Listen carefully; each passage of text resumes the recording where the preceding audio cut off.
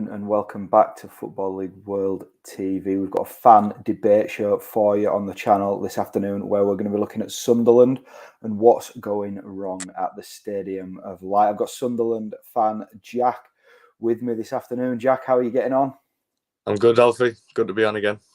Yeah, good stuff. You know, it's a bit of a tough time for Sunderland at the minute, isn't it?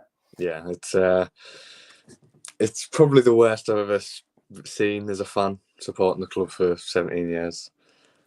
Yeah, plenty to get stuck into then. We're streaming across Facebook, YouTube and Twitter this afternoon. So if you're a Sunderland fan and you're joining us, please do get yourselves in the comments. We want to hear from you. We'll get your questions, whatever you want to say up on the show. And, you know, if we've got time, we'll debate it as well. So without further ado, we'll get straight into it.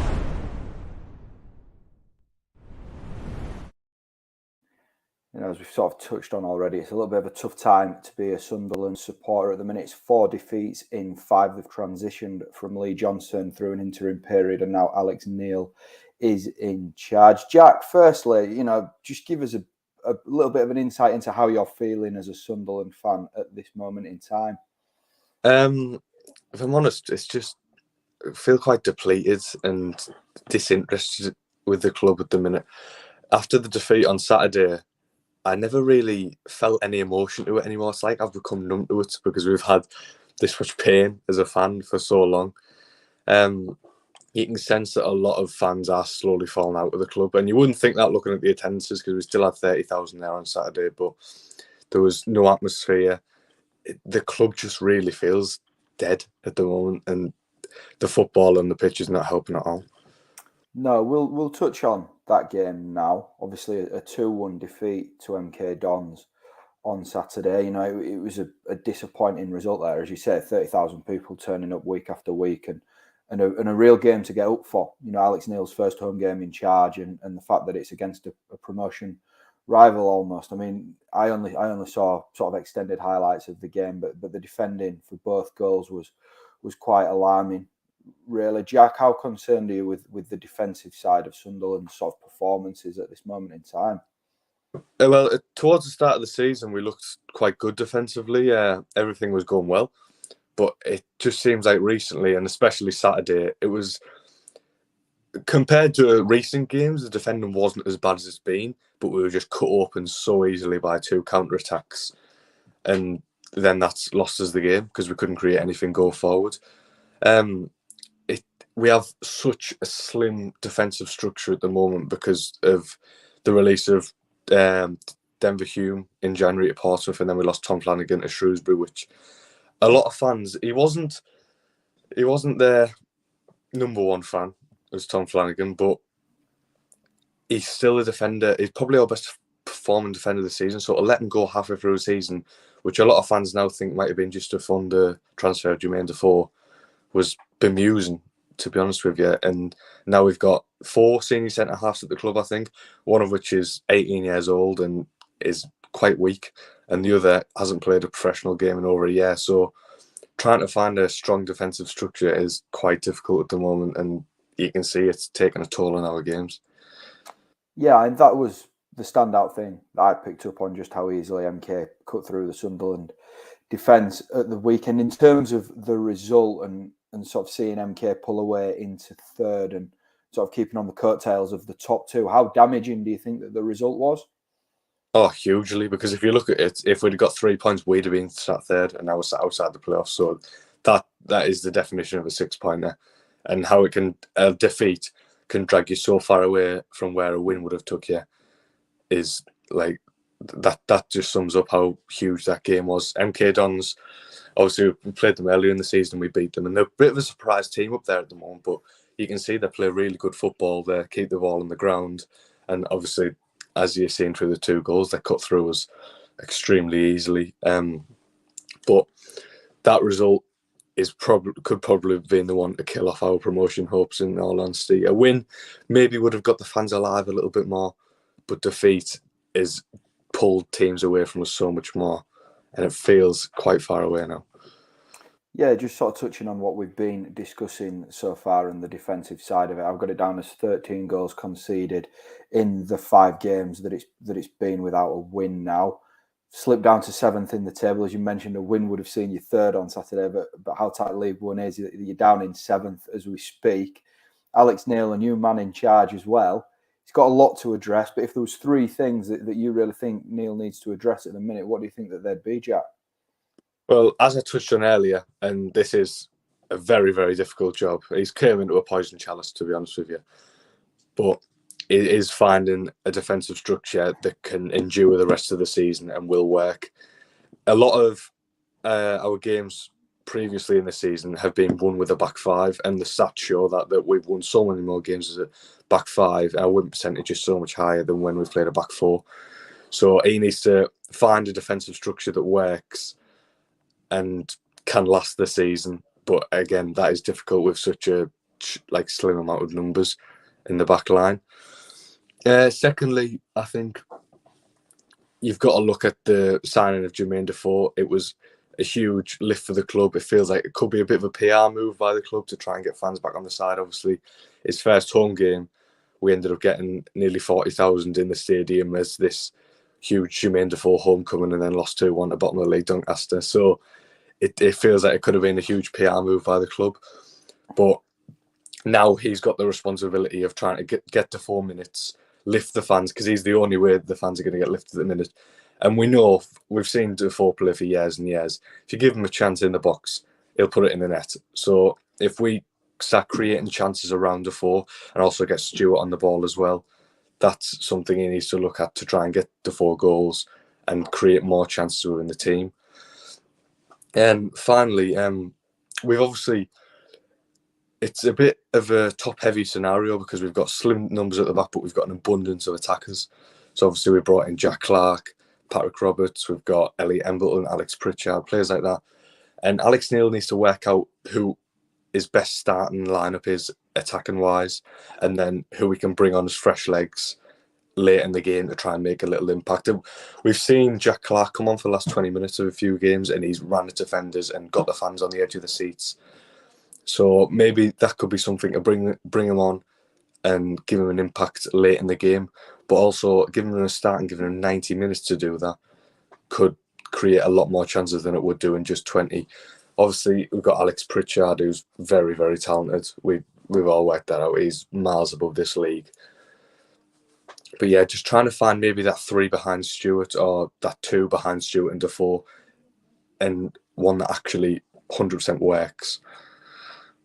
Yeah, I mean, Neil's only sort of week to 10 days in the job, isn't he? So there's going to be plenty of fine-tuning there and working out the best strategy, definitely. Any Sunderland fans joining us, get yourselves in the comments. We're debating what's currently going wrong at the Stadium of Light, and we'd like to hear from you.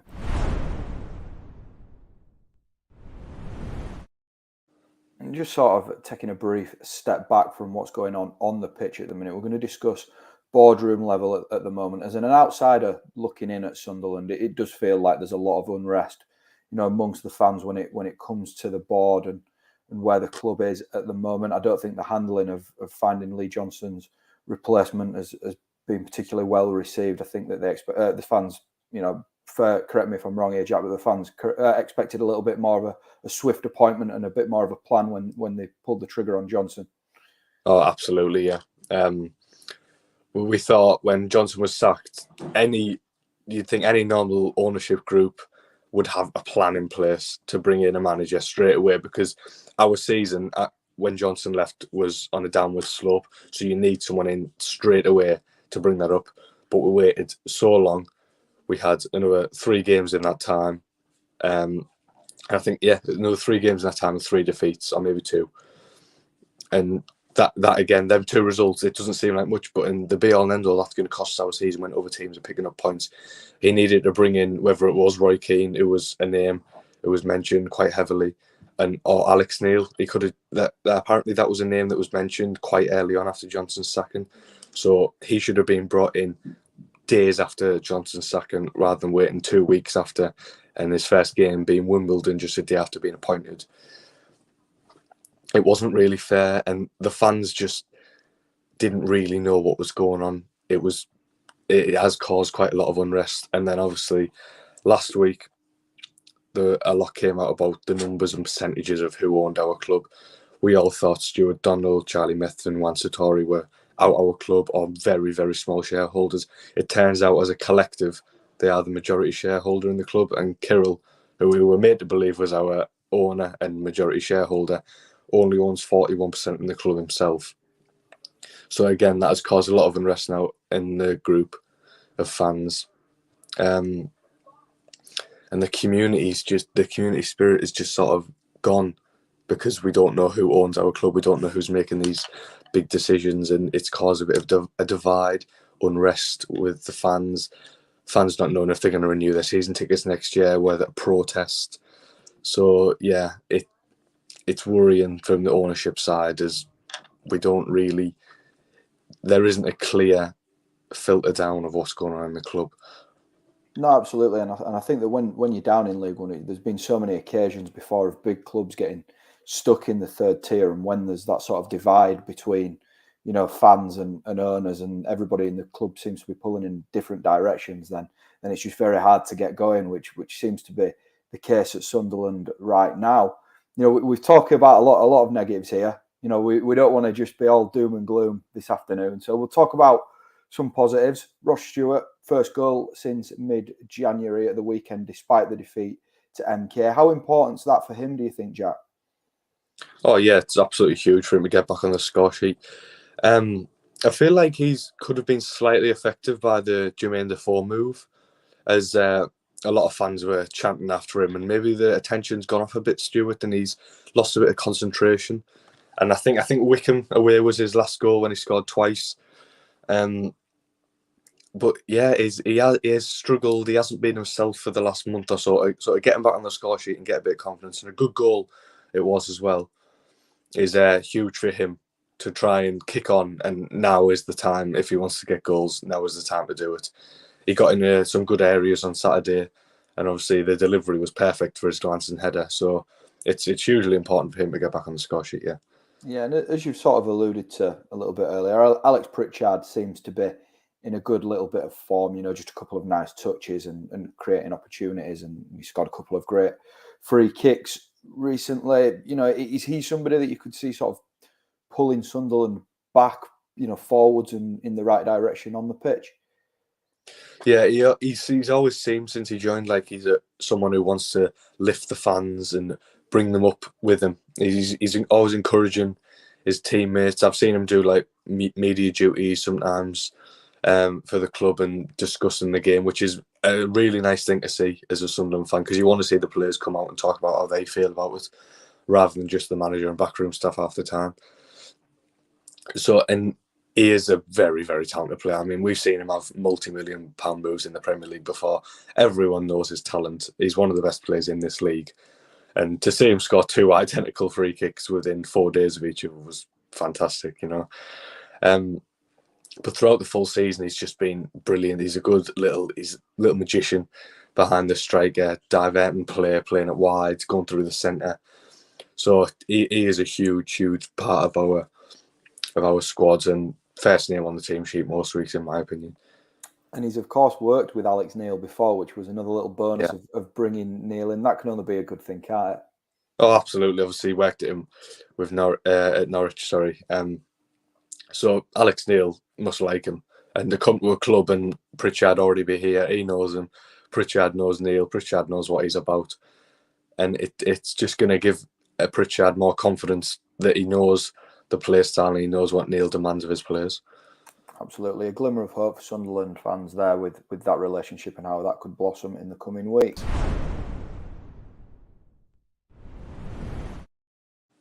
Just looking ahead to the next little burst of fixtures then. There's Burton Albion coming up tomorrow, and then trips to Wigan and Charlton. A couple of tough games in there. Obviously, Burton and Charlton mid-table, Wigan absolutely flying in second. Alex Neil's going to get time, of course, but he's only 2 games into his tenure and he's still waiting for his first win as Sunderland manager. Jack, I mean, it's sort of a worst-case scenario to be thinking here, but Neil's going to have to get some wins under his belt just to maybe elevate a little bit of pressure that he'll have on himself, isn't it?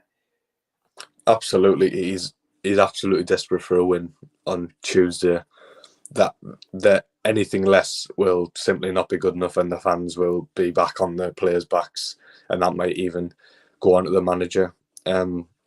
I've seen a few fans saying that sacking Johnson was a mistake and blaming Alex Neil. I can't understand it personally. He's had 2 games to come in and try and shape up this squad, and it's not going to happen. But yeah, anything less than a win against Burton at home tomorrow it's not, again, as I said, it's not good enough. Then we look ahead to Wigan on Saturday, which is a very, very tough game. I don't think any fan is going to go there and expect a result, to be honest with you, which is quite sad, really, because we should be getting results from these teams if we want to be pushing for promotion, but I don't think any fan is expecting it. If we come away with anything, it'd be like delightful. And then Charlton, again, the week after, being a bit of a bogey team in recent years, obviously with the playoff final a few years ago. So a win there would be massive. We haven't won there in quite a long time. And Charlton obviously got beat off Oxford 4-0 the weekend. So their confidence will be a bit low, but we'll have to see how their results come in the next 2. After that, we've got, I think it's Fleetwood and Crewe at home within 4 days of each other. Again, it needs to be another 6 points. I think the aim now is just to push on. Automatic promotion seems like it's out the window with Rotherham so clear ahead and Wigan with so many games in hand. It looks like them 2 are going to be the 2 teams to go up automatically. So the aim now, I can't really believe I'm saying this, but is to just get in the playoffs and secure a spot in the playoffs and then just hope for the best in that, really. So he needs to start picking up results. You need 3 out of your next 5 to be wins, ideally. And then that might give the fans a little bit of a lift and support them through in the run in the end of the season. We've had a question in for you, Jack, from One Rovers Vlogs. Question for Jack. Do you think your transfers in the summer were as good as a lot of other fans were saying?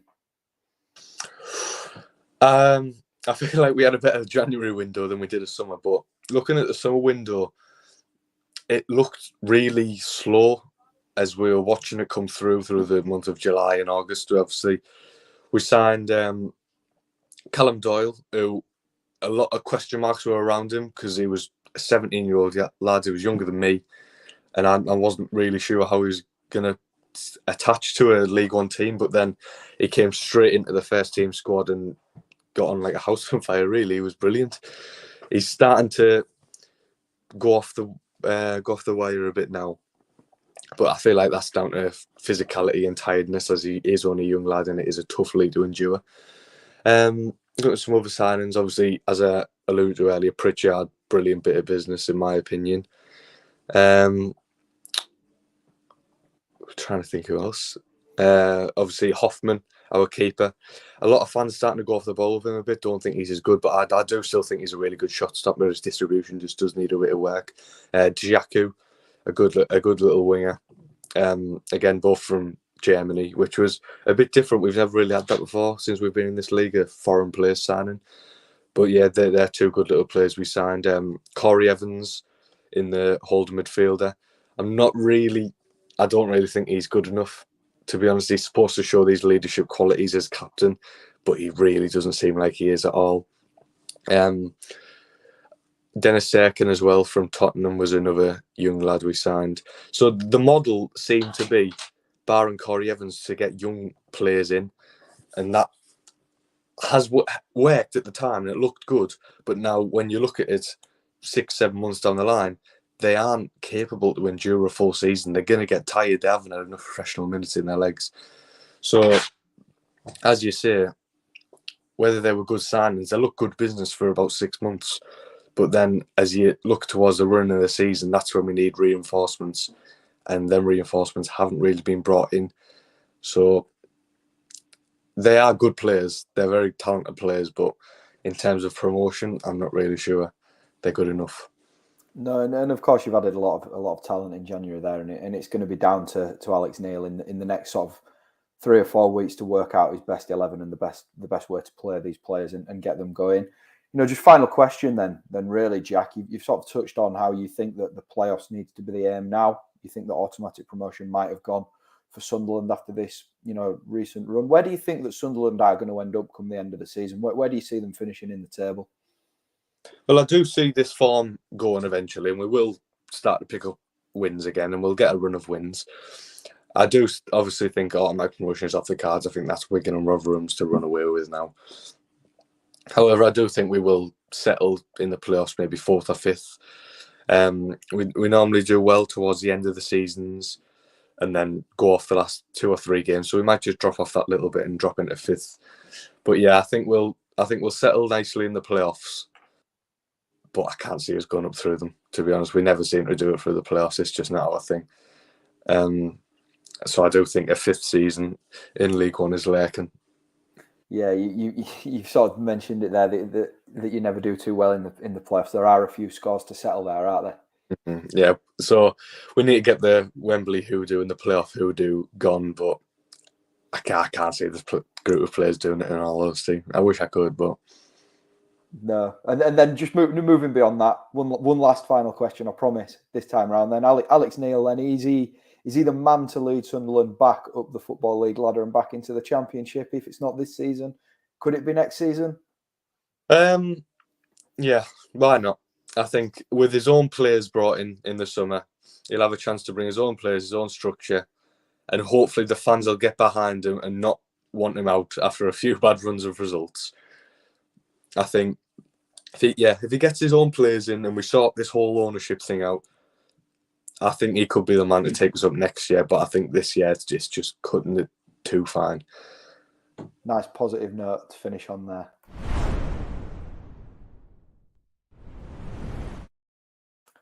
That concludes this afternoon's fan debate. Jack, thank you very much for joining me. It's been great to get your insight on Sunderland over the course of the last 20 minutes or so. Coming up later today on Football League World TV, we've got Sam Rourke coming at you with another debate show where they're going to be looking at the Championship's relegation battle and the teams that are in and around there, and probably focusing on whether Derby County can pull off the Great Escape and survive. So make sure you tune in for that, and we'll see you again soon.